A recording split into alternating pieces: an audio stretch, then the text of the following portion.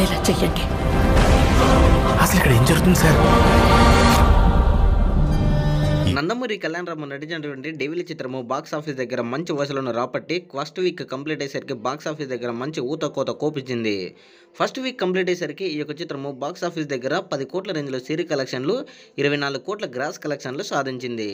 Total world వైడ్గా ఈ యొక్క చిత్రము బాక్స్ ఆఫీస్ దగ్గర అన్ని ఏరియాల్లో కూడా బ్రేక్ ఈవెన్ కావాలంటే ఇంకా దాదాపుగా 10 కోట్ల రేంజ్లో షేర్ కలెక్షన్లు రాబట్టవలసి ఉంటుంది.